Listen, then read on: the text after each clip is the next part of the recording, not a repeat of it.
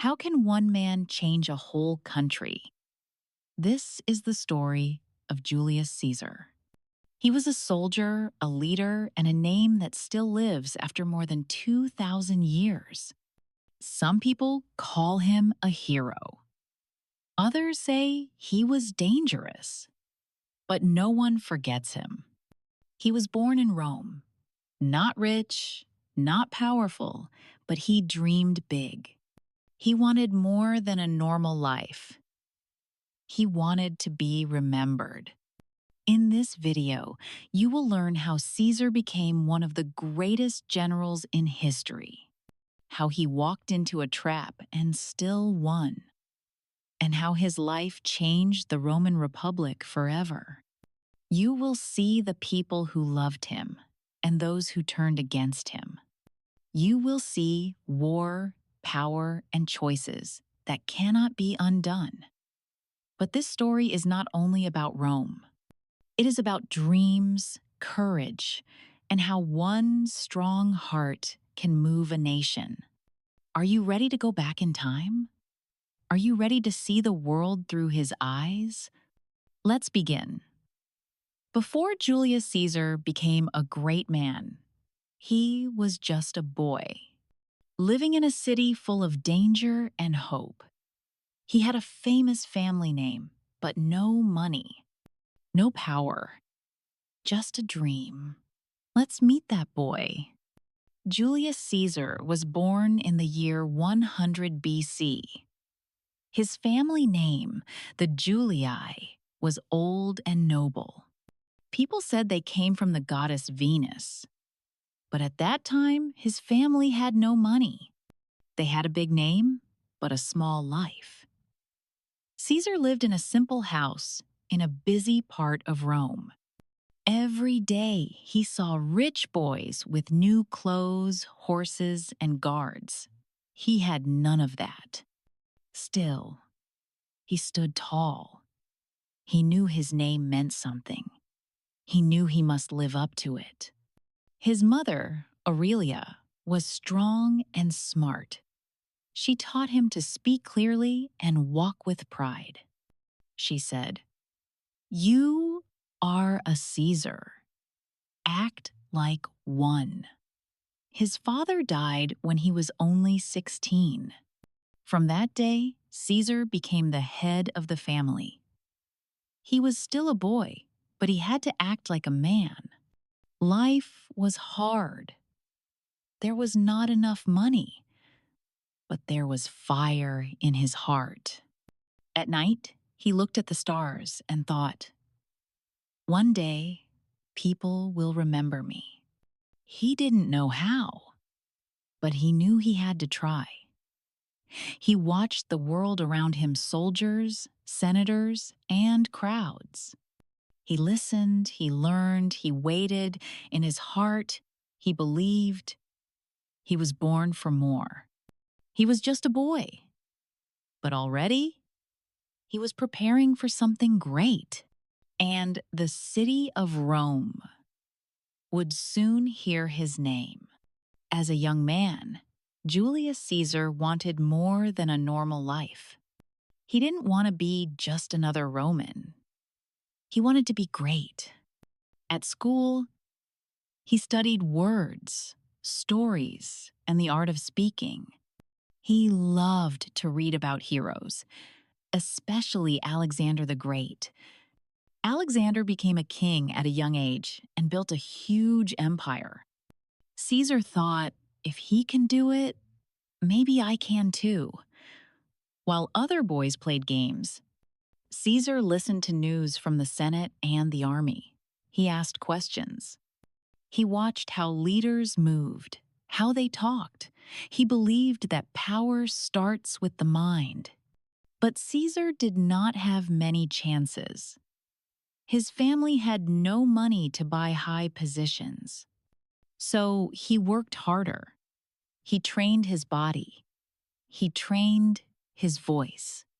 He made sure people noticed him when he entered a room.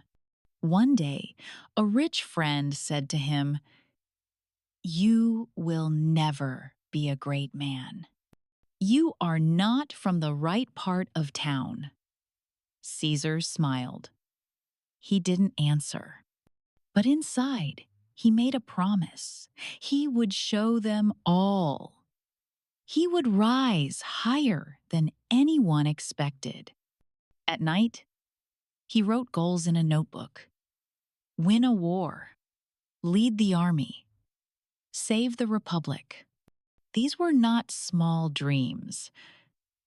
But Caesar was not a small dreamer.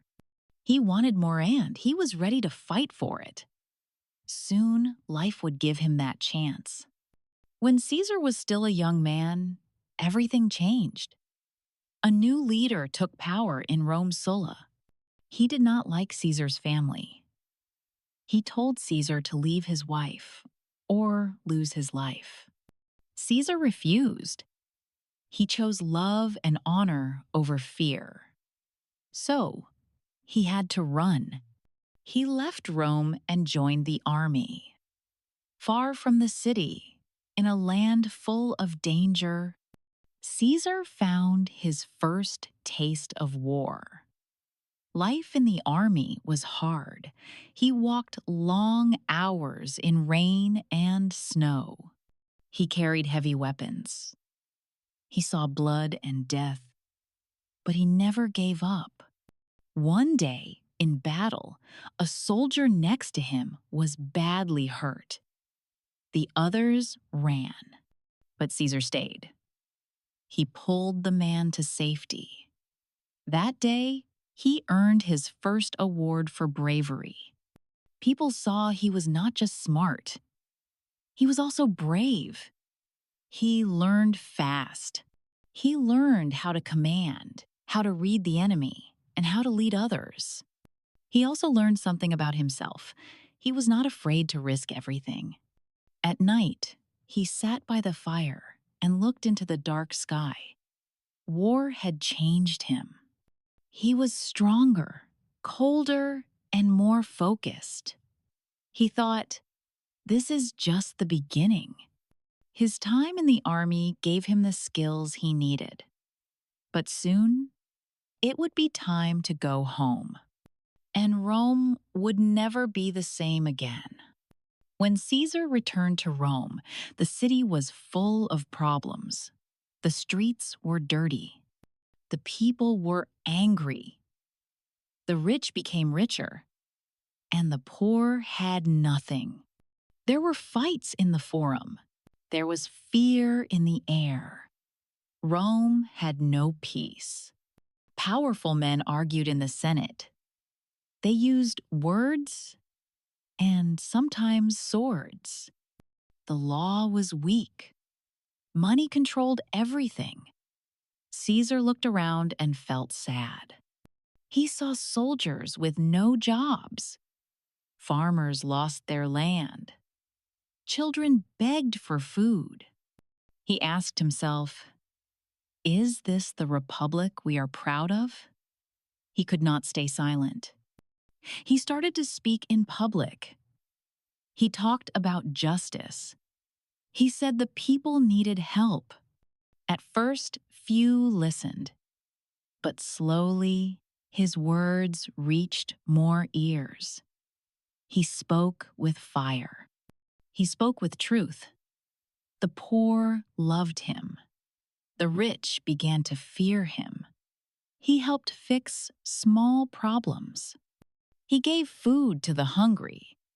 He stood with the weak. But more than that, he gave people hope. They started to believe again. Rome was still broken, but Caesar had a plan. He didn't want to destroy the republic. He wanted to save it from the inside.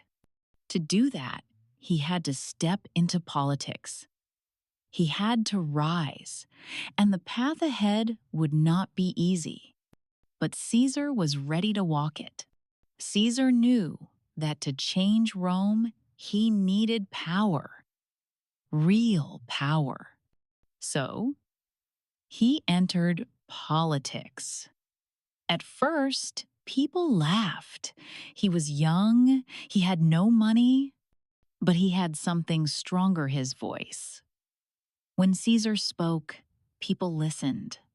He stood in the forum and talked to the crowds. He did not use big words. He used simple, clear ideas. He talked about food, jobs, and justice. He said, Rome is for all, not just the rich. The poor loved him. They saw him as one of them. He dressed well, but he walked in the streets like a common man. He helped a woman carry water. He sat with old soldiers. He listened. He cared. The rich were not happy. They called him dangerous, but Caesar kept rising. He won small elections. He became a judge, then a speaker. He used every chance to show his skills. He was fast, smart, and bold. He also made friends with two powerful men, Crassus, the richest man in Rome, and Pompey, the strongest general. With them, Caesar formed a secret team to take control. Some called it the First Triumvirate. Others called it trouble. But it worked. With their help, Caesar became consul, the highest job in Rome. He was no longer just a voice in the crowd. He was now one of the rulers of Rome. But this was just the beginning. Caesar wanted more than power. He wanted action. He wanted change. And for that, he needed to go beyond Rometto, the battlefield. One evening, he gave a speech in the rain. His robe was wet. His hair stuck to his face. But he did not stop. People stayed and listened. They saw not a rich man, but a leader who cared. From that night, more hearts followed him. After his time as consul, Caesar left Rome to lead an army in Gaul, a land far to the north. For many years, he fought there. He won many battles. He became a war hero. His men loved him. They said, Caesar eats with us, walks with us, and fights beside us. He was not just a leader, he was one of them. But while he was away, the politics in Rome changed. His old friend Pompey turned against him. The Senate, full of Caesar's enemies, gave him an order: come back to Rome. Leave your army behind. It was a trap. If Caesar returned without his army, they could arrest him or kill him. If he brought his army, it meant war. Caesar rode to the Rubicon River, the border of Rome. On one side was safety. On the other side was civil war. He stopped at the water. It was quiet. His men waited. Caesar looked at the river and said, "The die is cast." Then he crossed. That moment changed history. He had broken the law. He had made a choice that could not be undone. Rome would never be the same again. Some people called him brave. Others called him mad. But Caesar did not look back. He marched forward, straight toward Rome, and toward his old friend Pompey. Brother would fight brother. Friend would fight friend. And Caesar, once a boy with no power, would now fight for the future of the Republic. When Caesar crossed the Rubicon, war began. Rome was no longer one people. It was two-side Caesar and his army against Pompey and the Senate. But this war was not just about power. It was personal. Caesar and Pompey were once close. Caesar gave Pompey his daughter in marriage. They ate together, made plans together, ruled together. Now, they stood on opposite sides of the battlefield. Many families were split. One brother followed Caesar, another followed Pompey. Soldiers cried before battle. Friends raised swords against each other. Caesar moved fast. He took city after city without blood. He told his men, "Spare the people, win their hearts." But Pompey was strong too. He had more soldiers and more ships. The final fight came in Greece, near a place called Pharsalus. Caesar had fewer men, but they trusted him. They fought with heart. In one day, it was over. Pompey lost. He ran away to Egypt, hoping for safety. But when he arrived, Egyptian rulers killed him. They feared Caesar and wanted to please him. When Caesar came, they gave him Pompey's head. He turned away in pain. He did not smile. He did not thank them. He wept. Pompey was once a friend, a Roman. His death was not a victory. It was a loss. Caesar had won the war, but part of him broke that day. Now, with no one left to fight, he returned to Rome. But peace would not come so easily. After the Civil War, Caesar was the most powerful man in Rome, but his work was not done. Trouble was growing in the east. So he left again, this time for a new land, Egypt. There, he met Queen Cleopatra. She was young, smart, and full of ambition. She also wanted power, just like Caesar. Together, they became allies. Some say they became lovers. With Caesar's help, Cleopatra won control of Egypt. In return, she gave him support and a safe place to rest. But Caesar never stayed still for long. A new enemy rose in Asia Minor. Caesar went to fight. He won quickly, in just one battle. Then he sent a message to Rome. Veni, vidi, vici. It means, I came, I saw, I conquered. 3 short words. But they showed the world his power. When Caesar returned to Rome, the people cheered. They threw flowers, played music, and shouted his name. He rode through the streets in gold. But inside, he felt something strange. The more he won, the more alone he felt. His old friends were gone. Some dead, some afraid. His new friends smiled too much, bowed too low. At night, he looked out at the city and asked himself, what comes next? He had won many battles, but peace was harder to win. And in the shadows, some men began to worry. They whispered, does Caesar want to be king? They watched, they planned, and they waited for the right moment to act. After many victories, the people of Rome gave Caesar a new title dictator for life. This was more than just power. It meant he could make laws alone. No votes.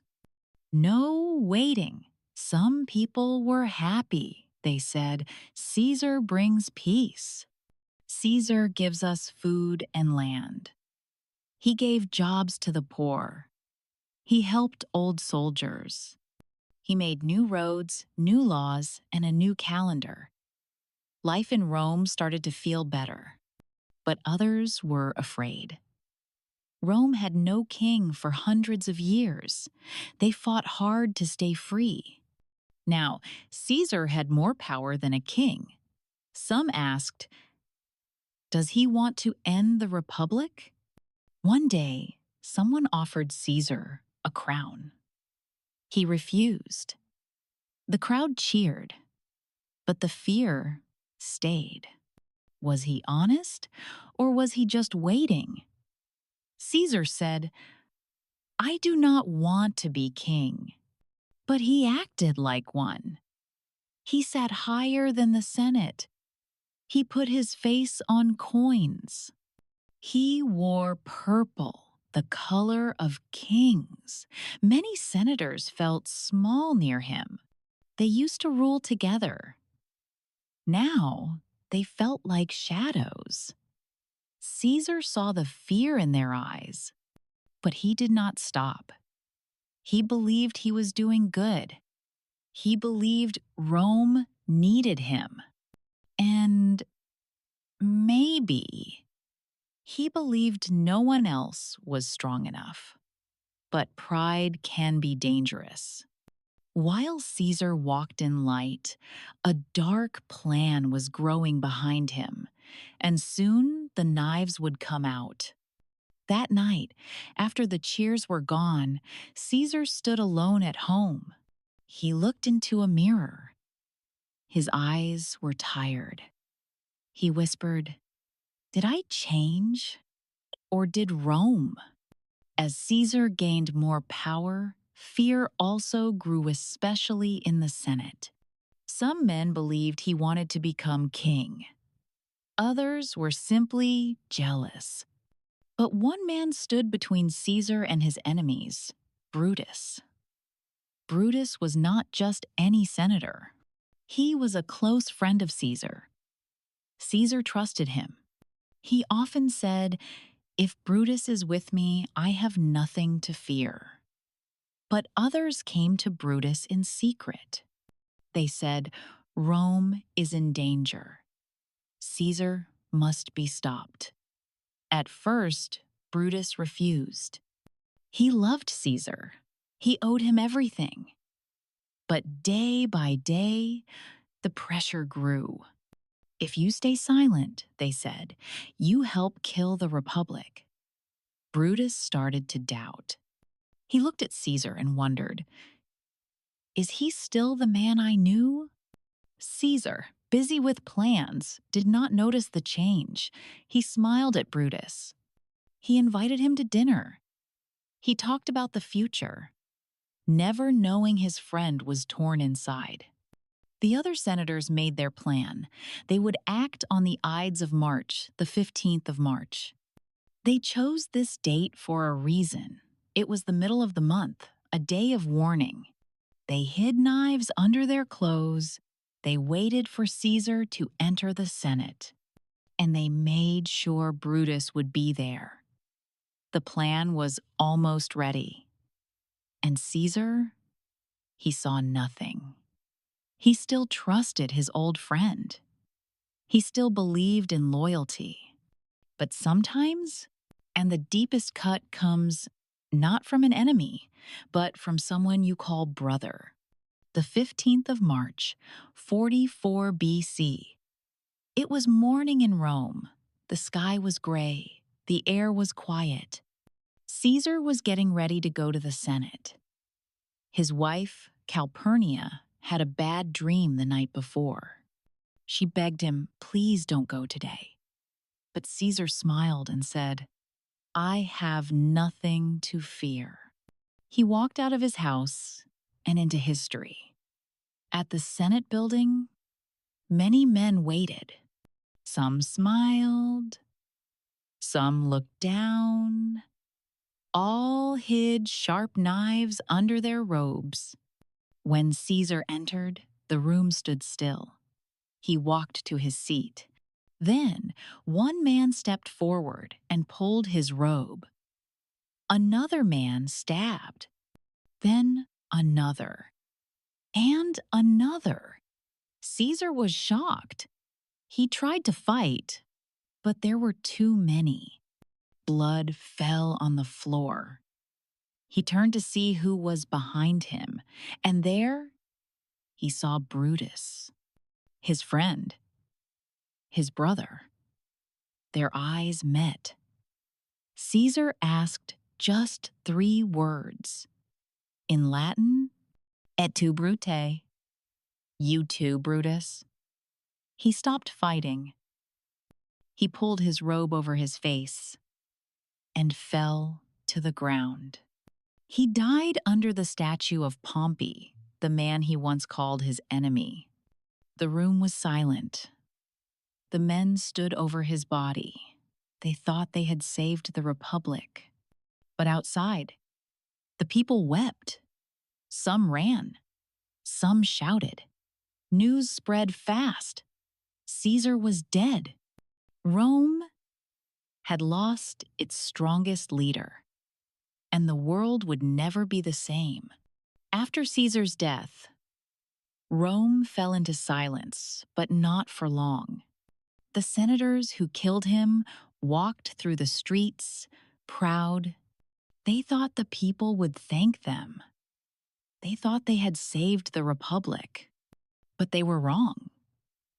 The people were angry, very angry. They loved Caesar. He gave them food, land, and hope. Now he was gone. A man named Mark Antony, one of Caesar's closest allies, stood before a crowd. He held Caesar's will in his hands. He read it out loud. In the will, Caesar left money for every Roman citizen. He gave his gardens to the people. He showed love, even in death. The crowd cried. Some shouted. Some screamed. They carried Caesar's body through the streets. They lit fires. They burned buildings. Rome was in chaos. The men who killed Caesar ran for their lives. They had not saved the Republic. They had started a war. Mark Antony, along with a young man named Octavian Caesar's adopted son, began to fight back. Together, they promised to punish the killers. One by one, those men were hunted down. Some were killed in battle. Others took their own lives. But the damage was done. The Republic was weak. The old system was broken. People didn't want more words. They wanted strong leaders. They wanted peace. But true peace was still far away. And Caesar's ghost still walked in the hearts of many. After Caesar's death, Rome fell into years of war. Mark Antony and Octavian fought the killers of Caesar. But later, they also fought each other. Friends became enemies. More blood was spilled. People were tired. They wanted peace. They wanted someone to bring order. And then Octavian won. He became the one true ruler of Rome. He changed his name to Augustus. The Senate gave him power for life. He said, "I am not a king."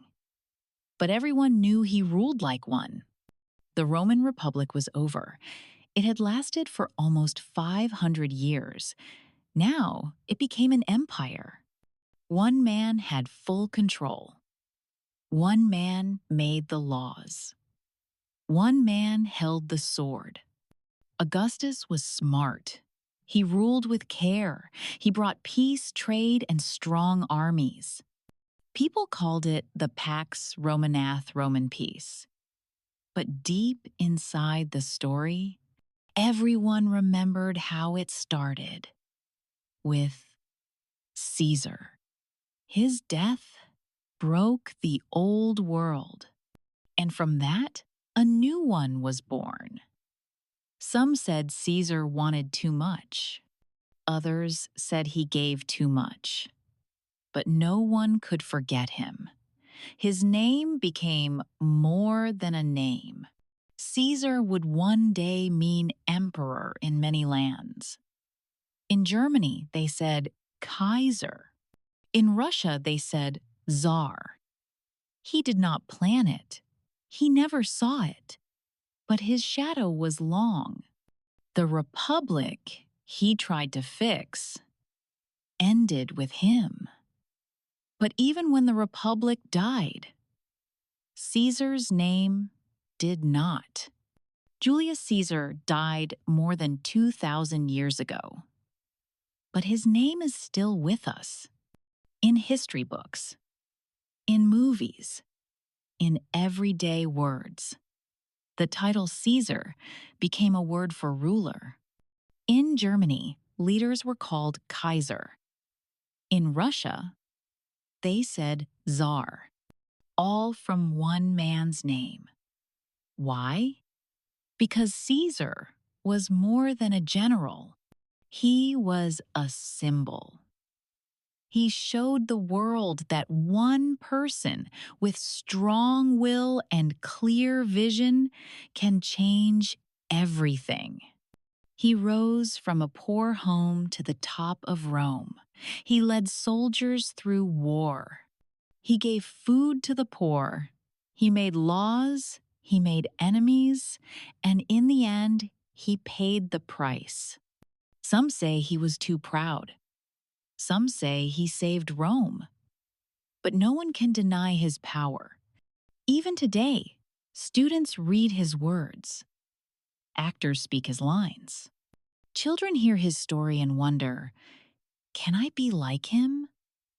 Maybe not in war, not in empire, but in courage, in belief, in dreaming big.